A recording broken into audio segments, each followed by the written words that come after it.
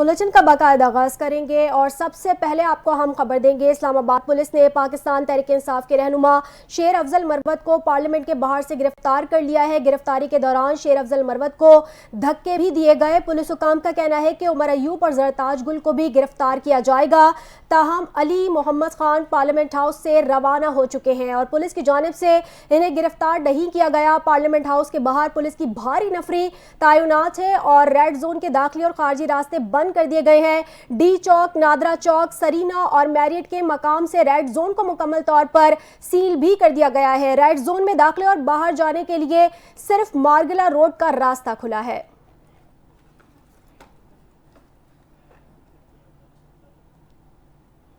بانی P T I کو NAB ترمیم بحالی کا فائدہ مل گیا۔ اسلام آباد کی احتساب عدالت نے پاکستان تحریک انصاف کے بانی عمران خان اور ان کی اہلیہ بشرا بی بی کے خلاف نیا توشہ خانہ کیس اسپیشل جج سینٹرل کو منتقل کر دیا۔ بانی پی ٹی آئی کے خلاف نئے توشہ خانہ ریفرنس میں درخواست ضمانت پر سماعت ہوئی۔ وکیل بانی P T I Salman Safdar کا کہنا تھا کہ نیب ترمیم بحالی کے بعد نیا توشہ خانہ کیس بنتا ہی نہیں۔ نیب ترمیم بحالی کے بعد یہ کیس بنتا ہی نہیں۔ نیب پروسیکیوٹر نے دلائل دیے کہ نیب ترمیم کی بحالی کے بعد نیا توشہ خانہ ریفرنس نیب کے دائرہ اختیار سے نکل چکا ہے۔ عدالت نے ضمانتوں کی درخواست پر سماعت اسپیشل جج سینٹرل اسلام آباد کو منتقل کر کے سماعت کل تک کے لیے منتقل کر دی۔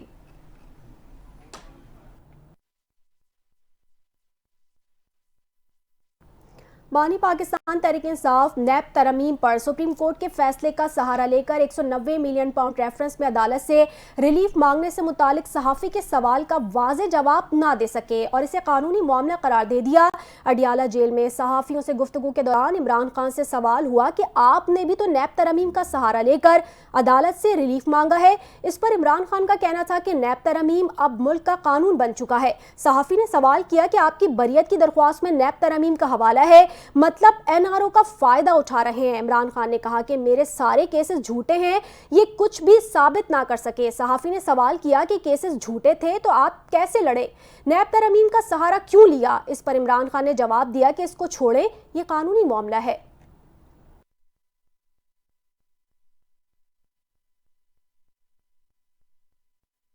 خبر شامل کریں۔ چیف جسٹس آف پاکستان قاضی فائز عیسیٰ کا کہنا ہے کہ ایک میٹنگ کے دوران یہ بات ہوئی تھی جس میں وزیر قانون اعظم نذیر تارڑ، جسٹس منصور علی شاہ صاحب اور اٹارنی جنرل تھے، لیکن رانا ثناء اللہ نہیں تھے۔ جسٹس قاضی فائز عیسیٰ نے کہا کہ اس میٹنگ میں وزیر قانون نے کہا کہ تمام چیف جسٹس کی مدت ملازمت میں توسیع کر رہے ہیں، جس پر میں نے کہا کہ دیگر ججز کی مدت ملازمت بڑھا دیں، میں قبول نہیں کروں گا۔ مزید تفصیلات دیکھیے اس رپورٹ میں۔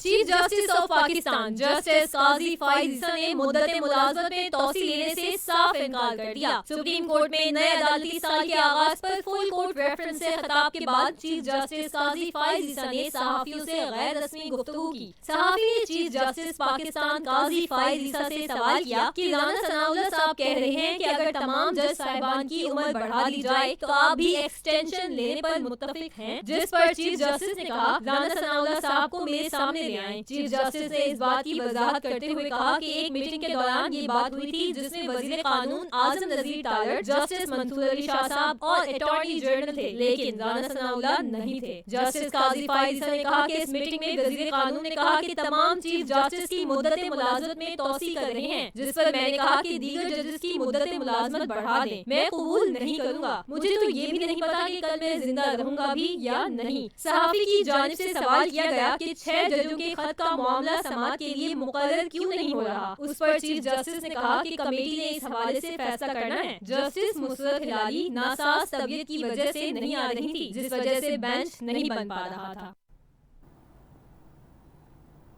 چیف جسٹس پاکستان قاضی فائز عیسیٰ کا کہنا ہے کہ ہر جج کا کوئی نہ کوئی رجحان ہوتا ہے اور اتنا تعین ہو ہی جاتا ہے کہ فلاں جج کے پاس کیس لگا تو پروسیکیوشن کا وزن کیا ہوگا۔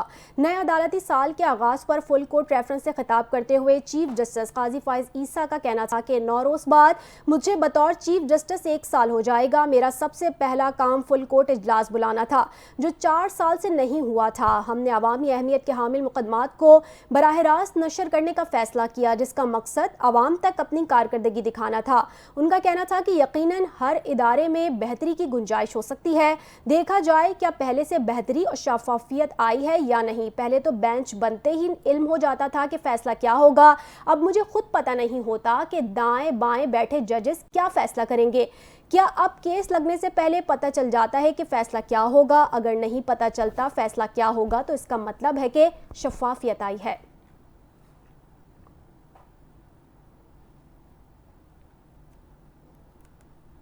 خبر شامل کریں گے۔ بانی پی ٹی آئی کے ریاست مخالف بیانیے کو پھیلانے میں ایک اور بھارتی سہولت کاری بے نقاب ہو گئی۔ تحریک انصاف کے رہنما رؤف حسن کا بھارتی تجزیہ نگار راہل رائے کے ساتھ رابطوں کا انکشافات ہوا ہے۔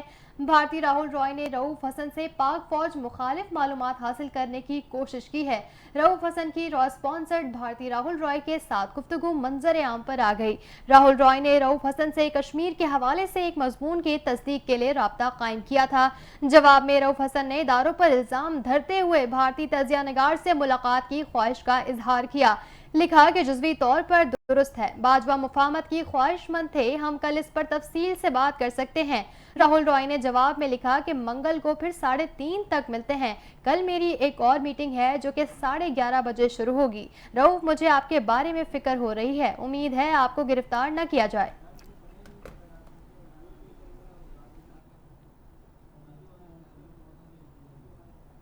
خبر آپ کو دیں، اسلام آباد پولیس نے پاکستان تحریک انصاف کا جلسہ وقت پر ختم نہ کرنے، پولیس پر پتھراؤ اور روٹ کی خلاف ورزی پر منتظمین کے خلاف 3 مقدمات درج کر لیے۔ پرامن اجتماع اور امن عامہ بل کے تحت پہلے 3 مقدمات درج کر لیے گئے۔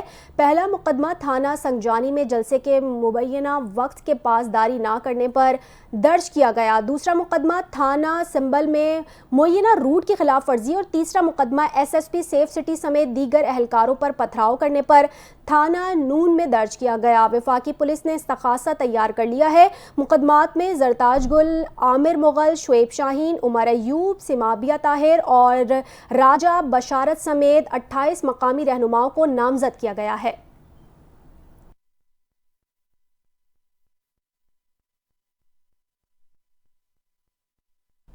وفاقی وزیر اطلاعات عطا تارڑ کا کہنا ہے کہ پختون قوم روایات کی امین ہے۔ ماں، بہن، بیٹی کے احترام کی پختون روایت صدیوں پر محیط ہے۔ اسٹیج پر کھڑے ہو کر خاتون کو للکارنے والے دہشت گردوں اور مجرموں سے ڈرتا ہے۔ اندر سے کھوکھلے انسان ہی صرف دھمکیاں دے سکتے ہیں۔ عطا اللہ تارڑ نے کہا کہ مفاہمت کی سیاست PTI کا وتیرہ ہے۔ مزید تفصیلات جانتے ہیں اس رپورٹ میں۔ وفاقی وزراء نے کہا ہے کہ کی بورڈ کے ذریعے انقلاب لانے والے عوام کے لیے کچھ نہیں کر سکتے، لوگ خود نہیں نکلے، کل انہیں زبردستی جلسے کے لیے لایا گیا تھا۔ یہ بات وفاقی وزراء عطا تارڑ اور انجینئر امین مقام نے اسلام آباد میں پریس کانفرنس کرتے ہوئے کہی۔ ان ساری چیزوں کے باوجود عوام نے ان کو ریجیکٹ کر دیا، مسترد کر دیا، تو پھر جب اس کے ساتھ انہوں نے حالات ماحول کو دیکھ کر تو پھر یہ صرف بیانات یہ رہ گئے کہ گالم گلوچ اور گالیوں تک انتہائی قابل افسوس ہے۔ امین مقام نے کہا کہ وزیر اعلیٰ خیبر پختونخوا نے گزشتہ روز جلسے میں جو زبان استعمال کی وہ وزیر اعلیٰ کے عہدے کی توہین ہے۔ عدالت میں پیشی کے لیے یہ بیمار ہو جاتے ہیں اور جلسے میں بآسانی شرکت کرتے ہیں۔ گالم گلوچ کی سیاست ان کی روایت نہیں ہے۔ انہوں نے کہا کہ کل کے جلسے میں خیبر پختونخوا کے وسائل کا بے دریغ استعمال کیا گیا۔ کرپشن کے پیسے پر خیبر پختونخوا میں PTI والے آپس میں دستگریباں ہیں۔ عوام نے PTI کے جلسے کو مسترد کر دیا۔ پختون خواتین کے بارے میں اچھی روایت رکھتے ہیں۔ کل کے جلسے میں مریم نواز کے بارے میں حد تمیز الفاظ استعمال کیے گئے۔ کل کا جلسہ بڑکوں اور اداروں کو دھمکیوں کے علاوہ کچھ نہیں تھا۔ جب آپ کے اندر اتنی ہمت نہیں ہوتی، اتنی طاقت نہیں ہوتی، اتنا دم نہیں ہوتا کہ کہہ سکے کہ ہاں میں CTD ڈپارٹمنٹ کو کھڑا کروں گا، میں دہشت گردوں کا پورا مقابلہ کروں گا، میں جنوبی خیبر پختونخوا کے اندر خود جاؤں گا، وہاں پہ آپریشن کی نگرانی کروں گا، میں وہاں پہ کیمپ آفس بناؤں گا، وہاں پہ بیٹھوں گا۔ مسلم لیگ نون کے رہنما طلال چودھری نے کہا ہے کہ وزیر اعلیٰ خیبر پختونخوا کو دھمکیاں دینا زیب نہیں دیتا۔ ویڈیو پیغام میں طلال چودھری نے کہا کہ اسلام آباد انتظامیہ کو جلسے کے حوالے سے دیے گئے حلف نامے کی بے توقیری کی گئی۔ وزیر اعلیٰ خیبر پختونخوا کے حواریوں نے اسلام آباد پولیس پر حملے کیے۔ طلال چودھری کا کہنا تھا کہ ملکی اداروں کو جلسے میں دھمکیاں دی گئیں، جلسے میں صرف بھڑکے ہی بھڑکے تھی، گولیاں غیرت مند کھاتے ہیں، ضرورت مند نہیں۔ مسلم لیگ نون کے رہنما نے کہا کہ PTI کے دھرنے، جلسے اور دھمکیاں دیا کوئی نئی بات نہیں، نہ NRO ملے گا نہ گناہوں کی معافی ملے گی، 190 ملین پاؤنڈ اور توشہ خانہ کے پیسے واپس کیے جائیں۔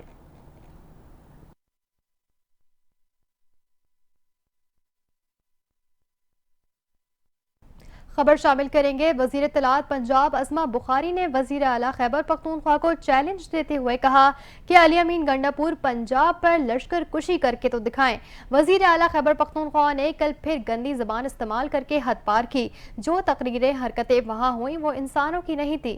جو بندہ لشکر لے کر پنجاب آیا تھا وہ اپنے حلقے میں نہیں جا سکتا۔ پنجاب پولیس نشیوں کا نشہ جلدی اتار دیتی ہے۔ اسلام آباد میں جلاؤ گھیراؤ پتھراؤ پر قانون حرکت میں آئے گا۔ فتنہ گینگ پاکستان کا امن تباہ کرنے کی سازشوں میں مصروف ہے۔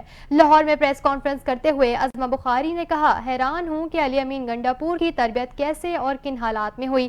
علی امین گنڈاپور نے پنجاب لشکر کشمی کی دھمکی دی ہے، اب ان سے انہی کی زبان میں بات کی جائے گی۔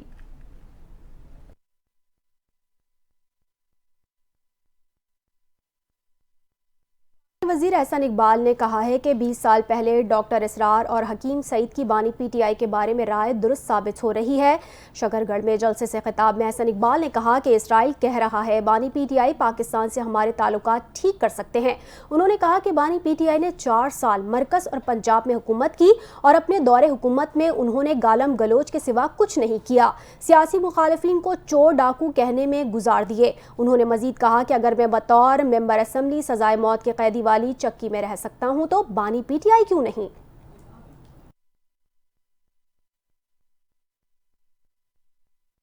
آپ کو بتائیں، وزیر اعلیٰ KP علی امین گنڈاپور کے خطاب پر وزیر دفاع خواجہ آصف نے رد عمل دیتے ہوئے کہا کہ علی امین کی طرف سے بنگلہ دیش کا حوالہ دیا گیا اور پشتونوں کا لشکر لے کر پنجاب پر حملہ آور ہونے کی دھمکی دی گئی۔ مزید تفصیلات اس رپورٹ میں۔ علی امین گنڈاپور کے بیان کے جواب میں وزیر دفاع خواجہ آصف نے کہا کہ اس شخص سے اپنے حلقے میں امن قائم نہیں ہوتا۔ اگر اس کے پاس اتنے لشکر ہیں تو یہ دہشت گردی کنٹرول کر لے یا پھر یہ مان لے کہ یہ دہشت گردوں کے حریف ہیں۔ خواجہ آصف نے علی امین گنڈاپور کو چیلنج دیا کہ اپنے الفاظ پہ قائم رہنا اور 15 دن میں اپنے لیڈر کو رہا کرا کے دکھانا۔ انہوں نے علی امین گنڈاپور کو تانا دیتے ہوئے کہا کہ انہیں اپنی تقریر میں یہ بھی بتانا چاہیے تھا کہ وہ پہلی بار شہباز شریف کو ملنے کس کی ہدایت پر آئے تھے۔ وزیر دفاع خواجہ آصف نے کہا کہ علی امین گنڈاپور جلسے میں دنگ بازی کرتے ہیں۔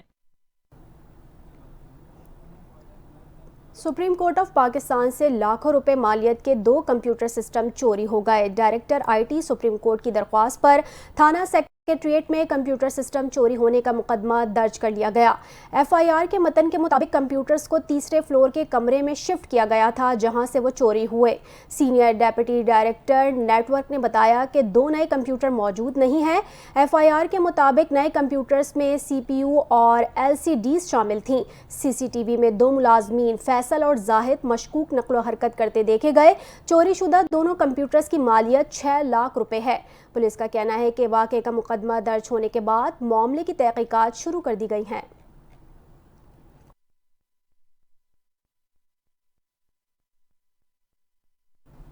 خبریں اور بھی ہیں، شامل کریں گے ایک بریک کے بعد۔ ہمارے ساتھ رہیے گا۔